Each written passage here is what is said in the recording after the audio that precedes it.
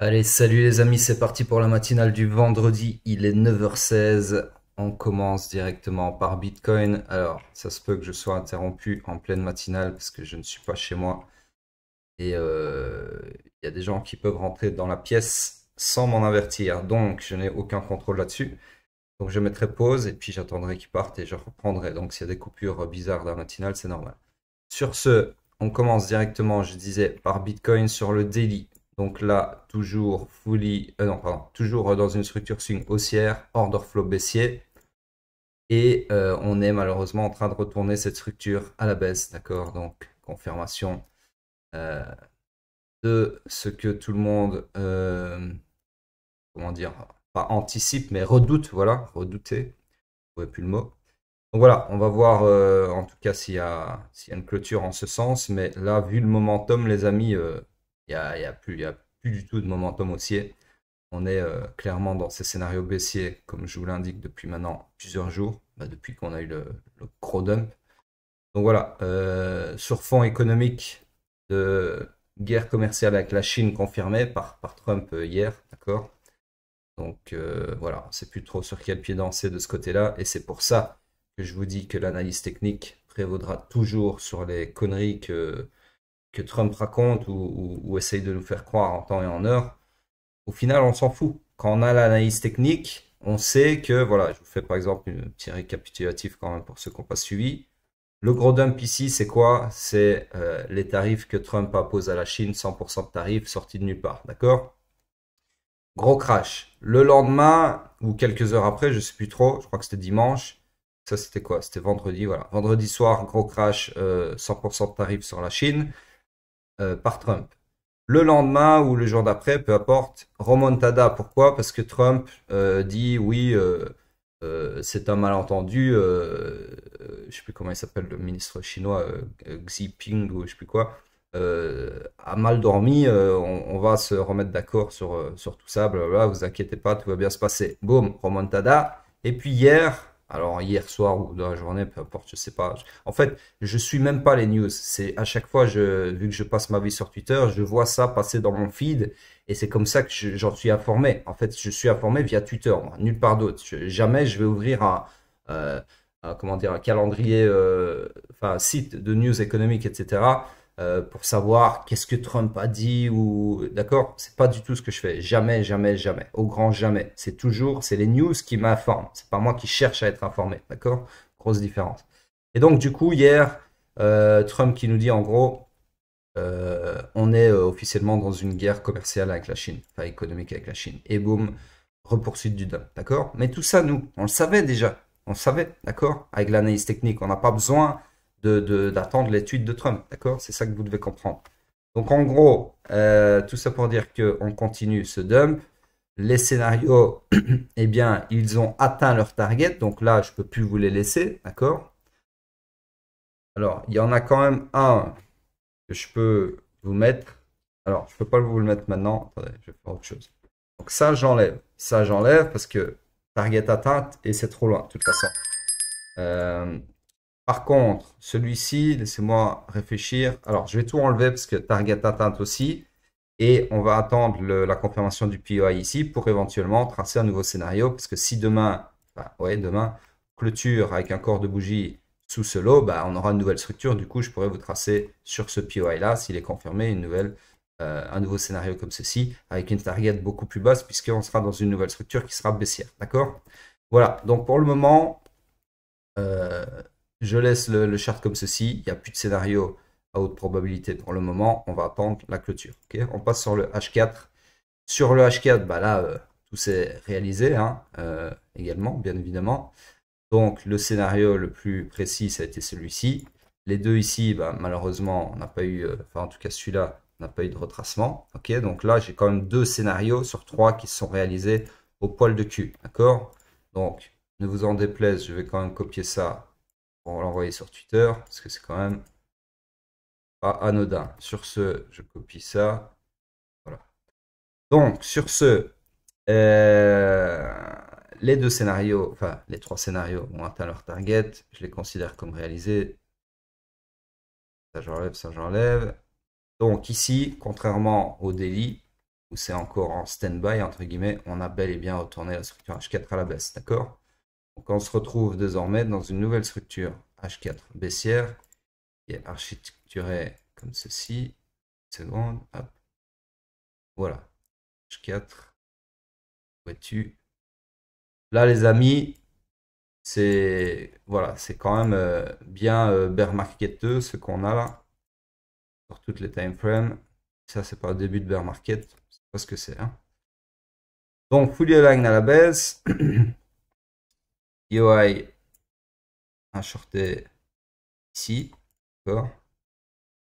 On va agrandir ça. Donc là, le seul scénario que je peux vous tracer là maintenant. Alors, bah, je peux même plus vous en tracer en fait, parce que le scénario, il était comment? Il était comme ça. Ok. Mais bon, c'est arrivé pendant la nuit, donc je suis pas somnambule, pas encore. Je ne me lève pas pour venir tracer des scénarios, faire des matinales. Donc voilà, en gros, ça, c'est un scénario qui s'est réalisé pendant la nuit sans mitigation, malheureusement. Donc là, en fait, ce POI là m'intéresse même plus parce que si on revenait dedans maintenant, ben, on passerait sur un order flow haussier à partir d'ici. D'accord, les 109 KD. Donc voilà, pour le moment, pas de scénario à exploiter là tout de suite maintenant, en tout cas sur le H4 non plus. Et on passe sur le M15. Sur le M15, ici, on est toujours dans cette structure énormissime. Je peux pas raccourcir pour la simple et bonne raison que c'est la jambe du dump. D'accord? Donc c'est voilà, pas faire grand-chose. Alors les POI d'hier, donc là forcément on est toujours fully aligned à la baisse, d'accord? Les POI d'hier, celui-ci n'a pas fonctionné. Bon, parce qu'il aurait bien fonctionné s'il avait tenu. Et celui-ci n'a pas été tapé, d'accord? Donc rebelote, on se retrouve à pouvoir shorter tous les POI qui s'offrent à nous. Donc le dernier en date, c'est celui-ci. Ok, voilà. Voilà donc, et ce sera comme ça tant qu'on ne sort pas de cette jambe ici, d'accord? Donc tant qu'on ne reprend pas le point de choc aussi ici, 117K, on n'est pas près de les voir à mon avis, ou tant qu'on ne fait pas un nouveau lot ici, d'accord? Donc là, tant qu'on est coincé dans cette jambe-là, ici, entre 117 et 101, grosso modo, ce sera que des shorts et uniquement des shorts, ok? Sur le M15 du mois. Sur ce, on passe sur ciel en daily. Donc sur ciel, pareil. Attendez, ça n'appartient pas au daily. Je le cache. Ça non plus. Ça non plus. Donc voilà, hein, tout qui s'amorce à la baisse, même sur le pétrole. Donc ici, on a tout qui est fully aligned à la baisse, toujours, hein, depuis des jours. Et donc, mes scénarios qui se réalisent, enfin qui se dirigent vers leur target, pardon, tout doucement, malheureusement, sans mitigation des POI. Ça, c'est la vie, ok? Donc pour le moment, RAS, on est toujours dans les scénarios qui se déroulent. Sur le H4 fully aligned à la baisse, on a perpétué la structure à la baisse, comme ceci, dans la micro-mesh, hop, voilà. Donc on se retrouve dans une nouvelle structure baissière, comme ceci. Le scénario a atteint sa target sans mitigation, on commence à avoir l'habitude. Et ici, on est toujours fully aligned à la baisse, donc on peut chercher des shorts sur ce POI. Du coup, des shorts comme ceci. Alors attention qu'ici, vous avez un gap. Alors ça, c'est un gap. Je ne sais pas si c'est changement de contrat ou début de semaine, gap du week-end, peu importe. Dans tous les cas, c'est un gap, peu importe sa source. Voilà. À considérer comme tel, du coup. Ça m'intéresse plus. Hop. Donc voilà, fully aligned à la baisse, on cherche des shorts selon ce scénario ici présent. On passe sur le M15. Le M15, lui, qui s'est perpétué à la baisse, puisque ce n'est qu'une retranscription du H4 au final, hein. Hop. Donc on se retrouve. Hops. On se retrouve dans cette structure-ci. Ceci, ça m'intéresse plus. Merde. Effacer la structure avec. Hop, voilà. Donc on cherche des shorts puisqu'on est fully aligned à la baisse. On a même de la structure interne si vous le désirez, qui serait du coup un IBS comme ceci. Ici, on va faire comme s'il y avait une bougie qui connecte le tout. Et ici, une mission échouée. Jusqu'à preuve du contraire. Down liquidity comme ceci. Ok. Donc là, on est dans le iron initial du iron, pardon, Alors, je vais vous le tracer. On est dans le high run initial du swing run initial. D'accord? Donc, on cherche des shorts. En gros, on est full align à la baisse de toute façon. Et on peut shorter du coup ce PY ici près. Okay. 15 comme ceci. Voilà. C'est tout pour le pétrole. On passe sur Hype. Hype. Oh putain, Hype qui vaut plus que 50% de ce qu'il valait il y a encore quelques jours. Donc, sur Hype, eh bien, ça c'est un scénario. Ça, ce sont, pardon, des scénarios. Alors, laissez-moi ouais. Scénario H4, ça. Hop, voilà. Donc, scénario daily qui s'est réalisé bah, au poil de cul. Ok.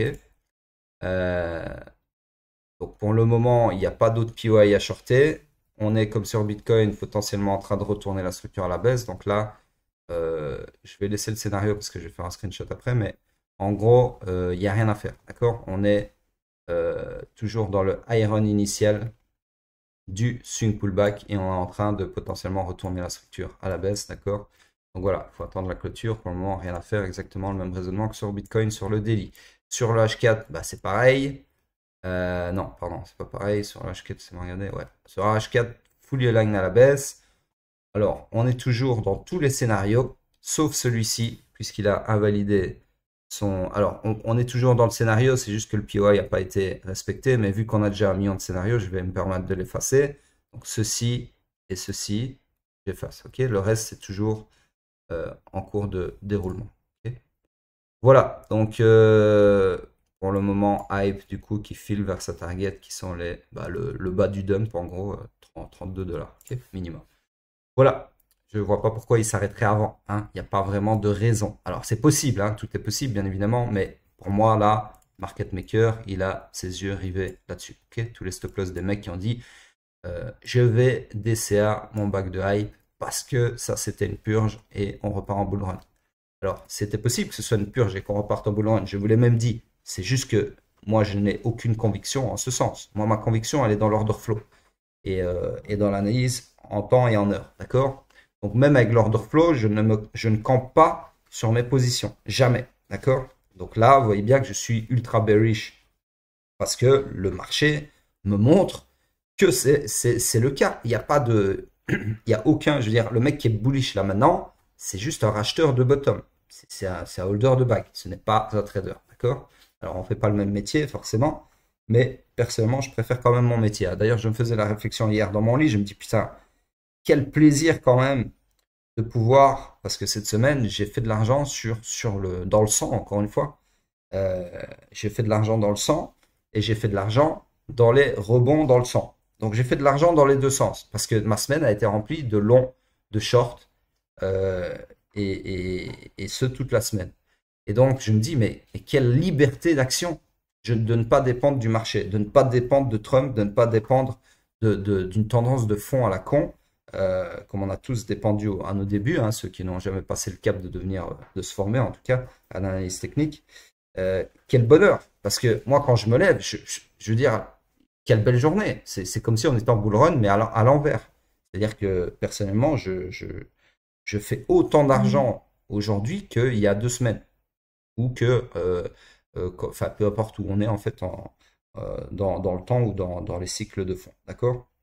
Et ça, les amis, il y a juste une chose qui vous sépare de ça. Je parle à ceux qui ne sont pas capables de trader, bien évidemment.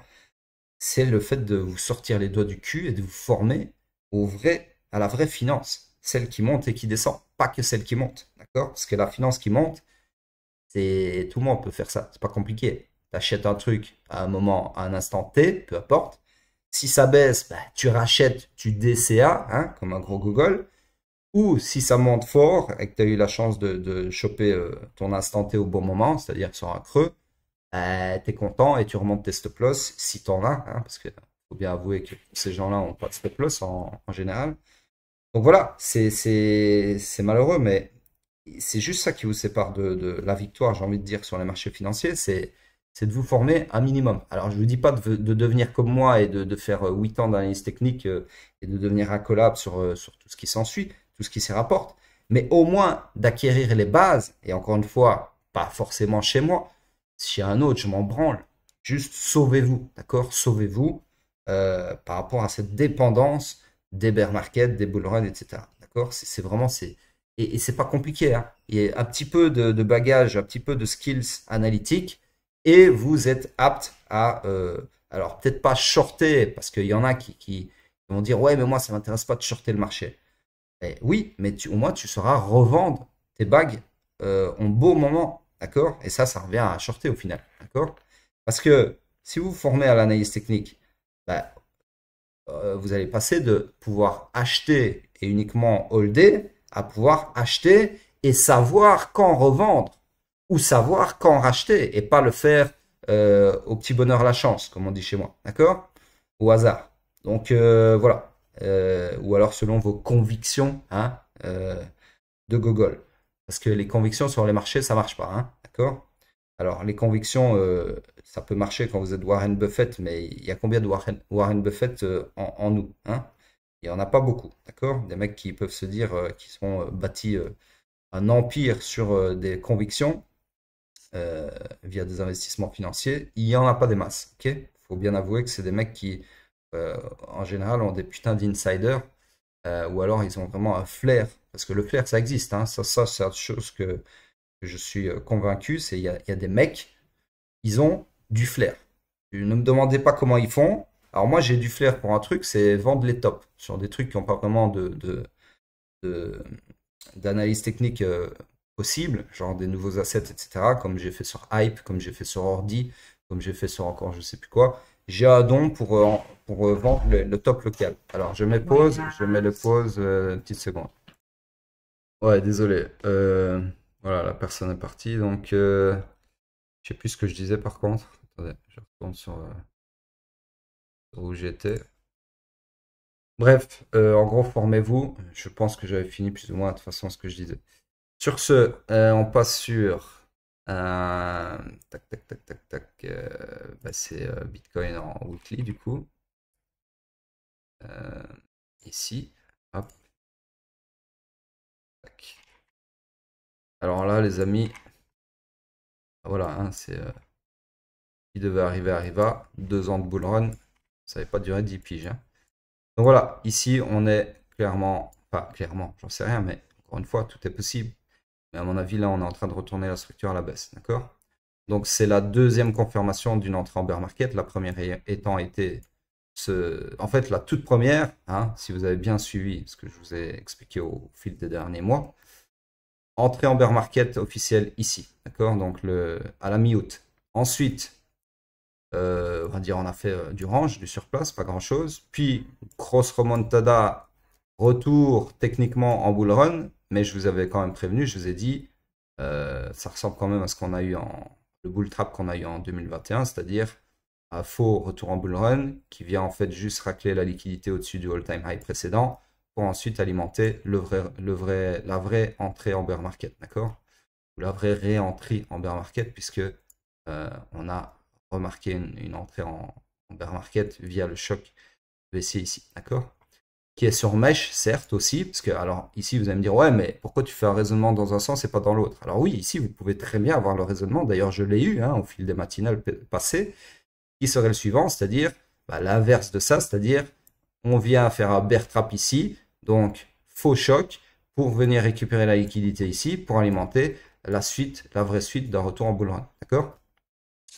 C'est possible, sauf que là, avec la bougie qu'on est en train de dessiner, ça devient de moins en moins probable, d'accord? Et d'ailleurs, c'est très très rare que on ait ce genre de double trap, d'accord, sur les hauts time frames comme le weekly. Très très rare, d'accord? Je crois que c'est même jamais arrivé.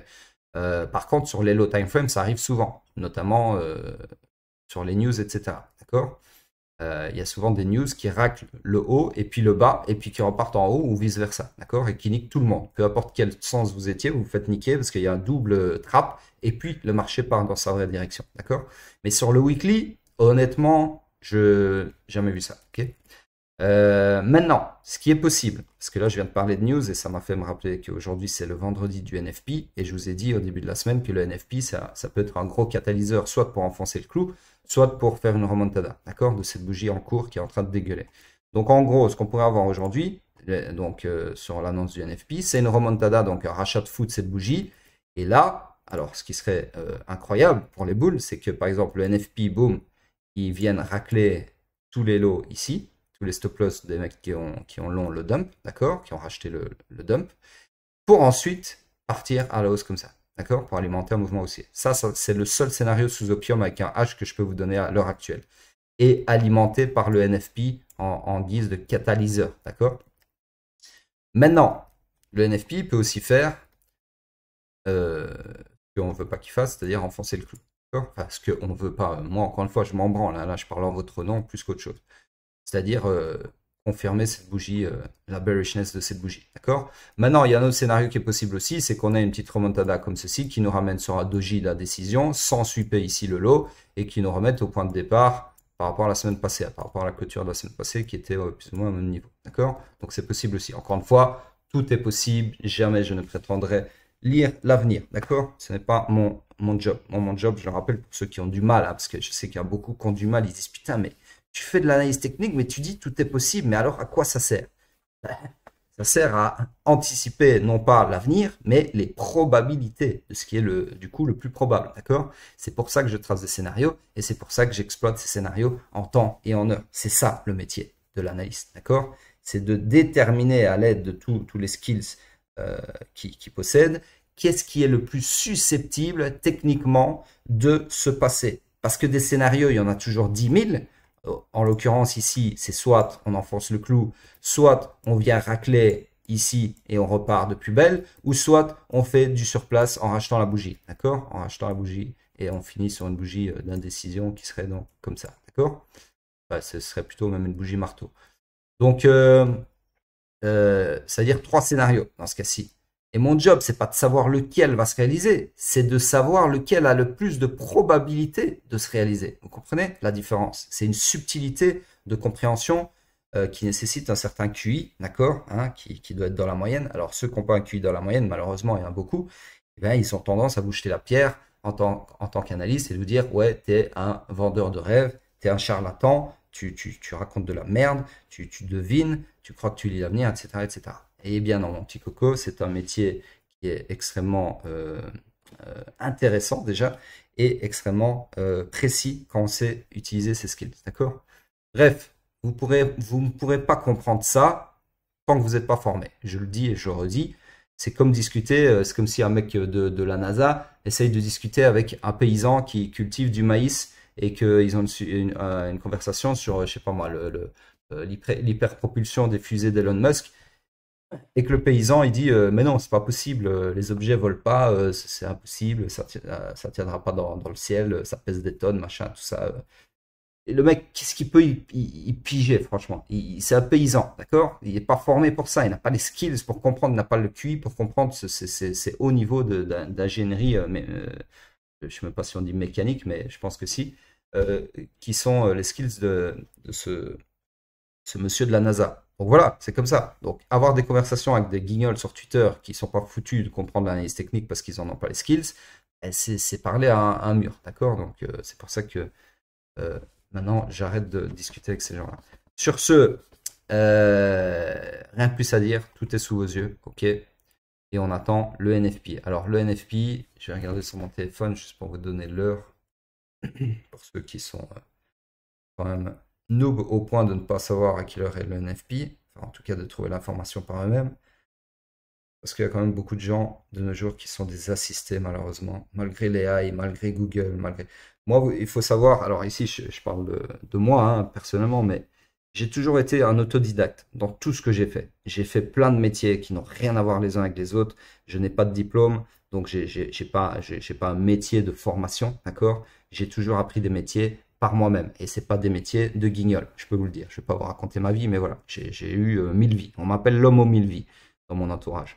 Donc en gros, ici, ce que je voulais vous dire, c'est que moi, depuis les années, je crois que c'est ouais, début 2000, quand Google a commencé à apparaître, en fait, le moteur de recherche, et que personne connaissait ça, parce qu'à l'époque, il y avait encore Yahoo, tout ça.